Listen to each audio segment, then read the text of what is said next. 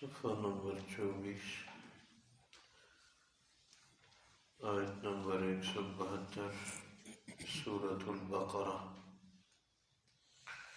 اعوذ باللہ من الشیطان الرجیم بسم اللہ الرحمن الرحیم یا ایھا الذین آمنوا کلوا من طیبات ما رزقناکم واشکروا للہ ان کنتم ایاہ تعبدون۔ اللہ تبارک و تعالی فرماتے ہیں یا ایھا الذین آمنوا، اے ایمان والو، کلوا من طیبات ما رزقناکم، جو میں نے تمہیں بطور رزق دیا ہے اس سے پاک انداز میں کھاؤ۔ واشکروا للہ، اللہ کا شکر کرو۔ ان کنتم ایاہ تعبدون، اگر تم لوگ اللہ کی عبادت کرنے والے ہو۔ انما حرم علیکم المیتۃ والدم ولحم الخنزیر، واقعی تمہارے اوپر حرام ہے مردار کا کھانا، خون اور خنزیر کا گوشت، وما اہل بہ لغیر اللہ، اور جس کو ذبح کیا اللہ کے نام کے علاوہ کسی اور کے نام پہ۔ فمن اضطر غیر باغ ولا عاد فلا اثم علیہ، جو مجبور ہو گیا حرام کے کھانے کے لیے لیکن دل میں حرام کھانے کا شوق نہ ہو اور حد سے تجاوز کرنے والا نہ ہو تو اس پہ کوئی گناہ نہیں۔ ان اللہ غفور الرحیم، اس کو اللہ بخش دیں گے، واقعی اللہ بخشنے والے مہربان ہیں۔ ان الذین یکتمون ما انزل اللہ من الکتاب، وہ لوگ جو کہ اللہ کے نازل کردہ کتاب کی باتیں چھپاتے ہیں، وَيَشْتَرُونَ بِهِ ثَمَنًا قَلِيلًا، اس کے بدلے تھوڑے سے دنیاوی پیسے لیتے ہیں۔ أُولَئِكَ مَا يَأْكُلُونَ فِي بُطُونِهِمْ إِلَّا النَّارَ، یہ وہ لوگ ہیں جو اپنے پیٹ میں آگ بھر رہے ہیں۔ وَلَا يُكَلِّمُهُمُ اللَّهُ يَوْمَ الْقِيَامَةِ وَلَا يُزَكِّيهِمْ، اللہ تبارک و تعالی قیامت کے دن نہ ان لوگوں سے کلام کریں گے اور نہ ان کو گناہوں سے پاک فرمائیں گے۔ وَلَهُمْ عَذَابٌ أَلِيمٌ، ان کو دردناک عذاب ہوگا۔ أُولَئِكَ الَّذِينَ اشْتَرَوُا الضَّلَالَةَ بِالْهُدَىٰ، یہ وہ لوگ ہیں جنہوں نے ہدایت کو بیچ کے گمراہی خرید لی، والعذاب بالمغفرہ، اور مغفرت کو بیچ کے عذاب خرید لیا۔ فما اصبرهم علی النار، کیا عجیب صبر ہے ان کا دوزخ کی آگ پہ۔ ذلک بأن اللہ نزل الکتاب بالحق، یہ دوزخ پہ صبر، دوزخ میں ہمیشہ رہنا اس وجہ سے کہ اللہ نے یہ کتاب پر حق انداز میں نازل کی تھی۔ وَإِنَّ الَّذِينَ اخْتَلَفُوا فِي الْكِتَابِ لَفِي شِقَاقٍ بَعِيدٍ، وہ لوگ جو آسمانی کتاب میں اختلاف کرتے ہیں دور کی خلاف ورزی میں پڑے ہوئے ہیں۔ اللہ تبارک و تعالی ان آیات مبارکہ میں ایمان والوں کے لیے ایک عام اعلان ارشاد فرما رہے ہیں، اور ساتھ پھر ان لوگوں کا ذکر جو کہ آسمانی کتاب میں تحریف کر کے مال حاصل کرتے ہیں، ان کا ذکر۔ اللہ تبارک و تعالی ایمان والوں کو اعلان فرما رہے ہیں، کلوا من طیبات ما رزقناکم واشکروا للہ، اللہ کے دیے ہوئے رزق میں سے پاک رزق کھاؤ اور متصل، واشکروا للہ، شکر کرو۔ رزق کھاؤ مگر حلال رزق، پاک رزق، اور پھر اس پہ شکر بھی کرو۔ رزق کے حوالے سے معاشرے میں غفلت بڑھ رہی ہے، اگر رزق کا معاملہ درست ہو جائے عبادات خود بخود درست ہو جائیں گے، پھر تھوڑی سی عبادت بھی کارآمد ہوگی۔ اس لیے سوچا جائے کہ میرا رزق جہاں سے ہے کہیں حرام تو نہیں، حلال رزق حاصل کرنا یہ بھی عبادت ہے۔ عبداللہ بن عمر رضی اللہ تعالیٰ عنہ فرماتے ہیں حضور اقدس صلی اللہ علیہ وسلم کی مبارک ذات نے ارشاد فرمایا، جس نے 10 درہم پہ ایک سوٹ خریدا اس میں 9 درہم حلال تھے، 1 درہم حرام تھا۔ جب تک اس آدمی کے جسم پہ یہ کپڑا ہوگا اس کی نماز قبول نہیں ہوگی۔ اور پھر فرمایا تابعین سے، عبداللہ بن عمر کے دونوں کان بہرے ہو جائیں اگر میں نے یہ بات حضور کی مبارک ذات کی مبارک زبان سے کئی دفعہ نہ سنی ہو۔ یہ بات میں نے اللہ کے رسول سے کئی دفعہ سنی ہے کہ جس نے 10 درہم کا سوٹ خریدا، 9 درہم حلال، 1 درہم حرام تھا، جب تک یہ کپڑا اس جسم پہ ہوگا اس کی نماز قبول نہیں ہوگی۔ یہ حدیث مشکات شریف میں بھی موجود ہے۔ تو خیال کیا جائے کہ لباس اور کھانے میں کہیں حرام کی آمیزش نہ ہو۔ حجاج بن یوسف کے زمانے میں ایک نیک لوگوں کی جماعت تھی۔ کسی نے حجاج بن یوسف کو کہا کہ خیال کرنا آپ تو ظلم کر رہے ہو، لیکن فلاں فلاں فلاں بڑے نیک لوگ ہیں، ان کی بد دعا آپ کو لگ جائے گی، وہ بد دعا دیں گے تو پھر آپ کا تختہ الٹا ہو جائے گا۔ حجاج بن یوسف نے کہا مجھے طریقہ آتا ہے۔ کسی نے کہا کیسے؟ کہنے لگے ان کو میں دعوت کروں، حرام کھلاؤں، بس ان کی بد دعا پھر میرے اوپر اثر نہیں کر سکتی۔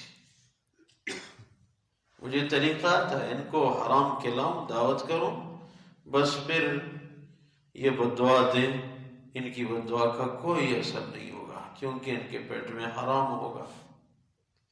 آج جو ہم دعائیں مانگ رہے ہیں اپنے لیے اور کفر کے ملت ظالمہ کے لیے ہم بد دعائیں مانگ رہے ہیں، یہ قبول نہیں ہوتی ہے۔ کیوں؟ رزق حرام ہے، لباس حرام ہے، دعا کہاں سے قبول ہوگی؟ اس معاملے میں احتیاط کی بڑی ضرورت ہے۔ حضور اقدس صلی اللہ علیہ وسلم کی مبارک ذات نے ارشاد فرمایا، وہ جسم کبھی بھی جنت میں داخل نہیں ہو سکتا جس کو حرام غذا کھلائی گئی۔ حرام رزق جس کو کھلایا گیا وہ جنت میں داخل نہیں ہو سکتا۔ اور دوسری حدیث میں ارشاد ہے، جو گوشت حرام رزق سے وجود میں آیا اس کے لیے دوزخ ہی زیادہ مستحق ہے۔ تو اس معاملے میں بھی احتیاط کی ضرورت ہے۔ ہاں، حرام سے بچنا جہاں تک کا علم ہے وہاں تک ہم مکلف ہیں۔ فاتقوا اللہ ما استطعتم، جہاں تک آپ لوگوں سے ہو سکے تقوی اختیار کرو۔ جب ایک چیز کا ہمیں علم نہیں تو اس پہ ہم مکلف بھی نہیں۔ جہاں تک کا علم ہو وہاں تک۔ حضور اقدس صلی اللہ علیہ وسلم کی مبارک ذات نے ارشاد فرمایا کہ میری امت پہ ایک ایسا دور بھی آ جائے گا قرب قیامت میں کہ حرام رزق کا حصول عام ہو جائے گا۔ آدمی صبح گھر سے نکلے گا اس کی نیت یہ ہوگی مجھے مال ملے، جیسے بھی ملے، جہاں سے بھی ملے، کوئی حرج نہیں۔ اور پھر ارشاد فرمایا جس طرح کہ ایک گائے اپنے مالک کے گھر سے نکلتی ہے تو وہ یہ سمجھتی ہے کہ جہاں سے بھی مجھے چارہ ملے، گھاس ملے، سبزہ ملے، چاہے اپنے مالک کی کھیتی سے حاصل ہو یا کسی اور کی کھیتی سے ہو، مجھے خوراک مل جائے۔ انسان کی مثال اس بیل اور گائے کی سی ہو جائے گی قرب قیامت میں کہ مال ملے جیسا کیسا بھی ہو۔ اس لیے اس معاملے میں بھی خیال کیا جائے، حرام رزق سے بچا جائے۔ حرام رزق سے انسان اجتناب کرے، یہ بہت کام والا بندہ ہے۔ حلال کمائی اس زمانے میں حاصل کرنا یہ بہت بڑا اعزاز ہے۔ تھوڑا رزق ہو لیکن حلال ہو، اس میں بہت بڑا اجر ہے۔ اور جس کی جو ڈیوٹی ہے وہ ٹھیک ٹھاک دے۔ یہ ویل للمطففین، ناپ تول میں کمی کرنے والوں کی ہلاکت قرآن کا اعلان ہے۔ ہمارے تفسیر کے اساتذہ فرمایا کرتے تھے جس آدمی کی جو سرکاری ڈیوٹی ہے اور وہ ڈیوٹی ٹھیک طرح نہیں دے رہا، وہ بھی متوففین میں آ رہا ہے، کیونکہ وہ بھی کمی کر رہا ہے۔ ایسے لوگ ہوں حکومت کے عہدوں پہ جو نیک ہوں، دیندار ہوں۔ یہ لاہور میں ہم پڑھتے تھے، ہمارے بڑے اساتذہ اس آدمی کی بات سنایا کرتے تھے۔ ایک واپٹا کا ایس ٹی او تھا، وہ جون جولائی کے مہینے میں وہ دفتر کا وقت جب تک سٹارٹ نہیں ہوا تب تک آ کے آدھا گھنٹہ 40 منٹ پہلے آتا تھا اور بیٹھ کے پنکھا آن نہیں کرتا تھا۔ کہتے میری ڈیوٹی کا وقت سٹارٹ نہیں ہوا، حالانکہ خود ہی واپٹا کا بڑا افسر۔ جیسے ہی وہ معیاری وقت کے مطابق، 1 منٹ آگے پیچھے بھی معیاری وقت کے مطابق ڈیوٹی کا وقت ہو گیا، تب اپنے دفتر کے پنکھے کو آن کر دیا کہ مجھ سے قیامت میں پوچھ ہوگی۔ سوچا جائے ایسے لوگ موجود ہیں ابھی بھی، لیکن کم ہیں، اور ایسے لوگوں کی حوصلہ افزائی نہیں ہو رہی، ان کو ملامت کیا جاتا ہے، ان کو ملامت کیا جاتا۔ آپ کہاں سے بزرگ آ گئے؟ آپ اس 15ویں صدی کے انسان نہیں ہو؟ نہیں جی، ایسے لوگوں کو شاباش، تو ایسے لوگوں کو داد دینے کی ضرورت ہے جو ملک کے لیے امین ہے، خیر خواہ ہے۔ ہمیں ایسے جوان چاہیے جو کسی پوسٹ پہ جائے اپنی حکومت کا خیال رکھے، اپنے ملک کے لیے وفادار ہو، اپنے معاشرے کے لیے وفادار ہو۔ ایسے لوگ ہمیں تیار کرنے چاہیے۔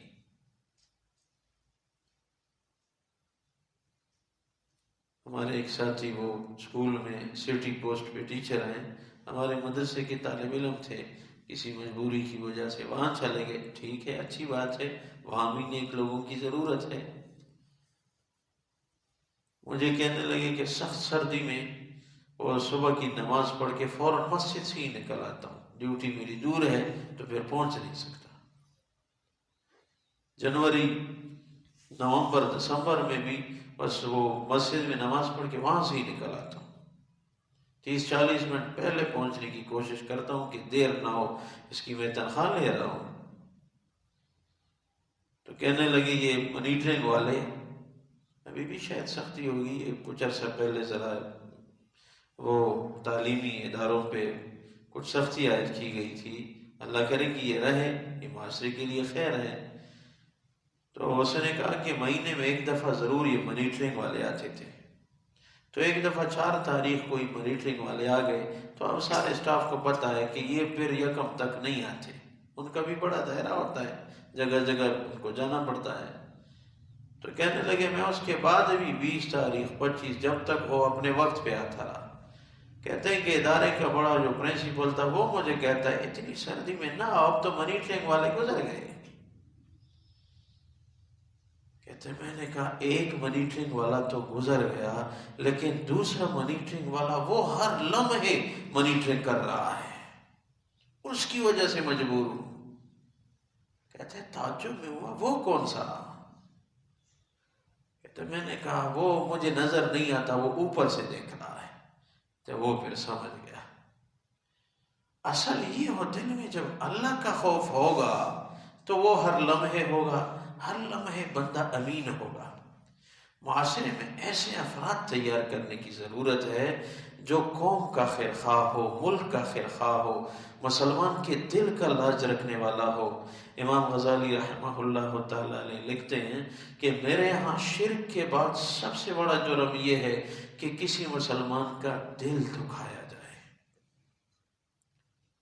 اپنا مال جو اللہ نے بطور رزق دیا ہے بس اس پہ قانع، اس پہ صابر، بس اللہ نے یہ مجھے دیا، یہ میرے لیے کافی ہے، الحمدللہ، شکر کے کلمات ہوں۔ اور ساتھ یہودیوں کا تذکرہ ہے کہ وہ تورات میں حضور کی مبارک ذات کے صفات کے کلمات کو تبدیل کر کے پیسے لیتے تھے اور اپنی یہودیت کا راج برقرار رکھنے کے لیے کہ اگر محمد صلی اللہ علیہ وسلم کی صفات لوگوں کو بتا دیے جائیں تو پھر تو لوگ ایمان لیں گے اور ہمارا راج ختم ہو جائے گا۔ اللہ تبارک و تعالیٰ ان پہ بھی رد کر رہے ہیں کہ انہوں نے خود ہی ہدایت کو بیچ کے گمراہی خرید لی، مغفرت کو بیچ کے انہوں نے عذاب خرید لیا۔ یہ کیسے عجیب انداز سے دوزخ پہ ڈٹے ہوئے ہیں۔ اللہ تبارک و تعالیٰ یہی مضمون ذکر فرماتے ہیں، یا ایھا الذین آمنوا کلوا من طیبات ما رزقناکم واشکروا للہ، اے ایمان والو جو ہم نے تمہیں بطور رزق دیا ہے اس میں سے پاک رزق کھاؤ اور اللہ کا شکر کرو، ان کنتم ایاہ تعبدون، اگر تم لوگ اللہ کی عبادت کرنے والے ہو۔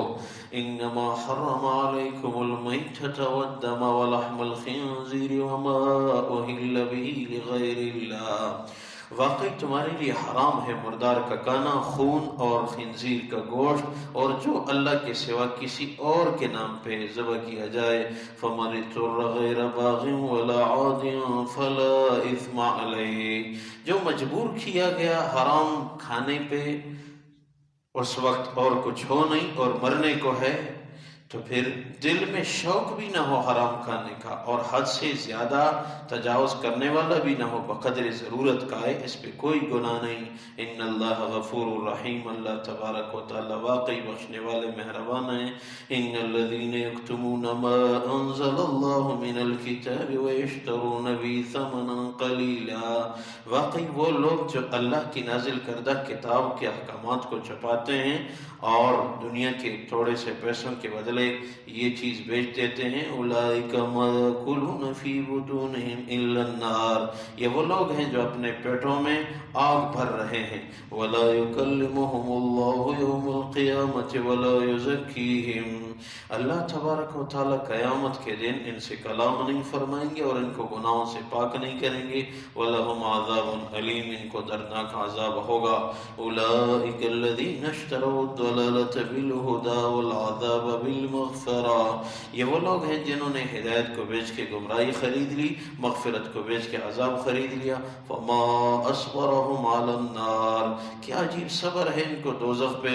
ذَلِكَ بِأَنَّ اللَّهَ نَزَّلَ الْكِتَابَ بِالْحَقِّ، یہ اس وجہ سے عذاب ہو رہا ہوگا کہ ان پہ اللہ نے برحق انداز کی کتاب نازل کی تھی۔ وَإِنَّ الَّذِينَ اخْتَلَفُوا فِي الْكِتَابِ لَفِي شِقَاقٍ بَعِيدٍ، اور واقعی وہ لوگ اللہ کی کتاب میں اختلاف کرنے والے وہ دور کی گمراہی میں یعنی خلاف ورزی میں پڑے ہوئے ہیں۔ یا اللہ اپنی بارگاہ میں قبول فرما، خلوص الہیت نصیب فرما، عمل صالحہ والی زندگی نصیب فرما، حلال رزق ہم سب کو عنایت فرما، حرام رزق سے یا اللہ ہم سب کی حفاظت فرما، عاجزی عبادت والی زندگی نصیب فرما۔ یا اللہ جو موذی امراض پھیل چکے ہیں ہر مسلمان کی حفاظت فرما، حرمین شریفین کے راستے بند ہو گئے، یا اللہ ان کو کھول دے، یا اللہ آخری خاتمہ بالخیر عنایت فرما۔ وما توفیقی الا باللہ، علیہ توکلت و الیہ انیب، برحمتک و کرمک یا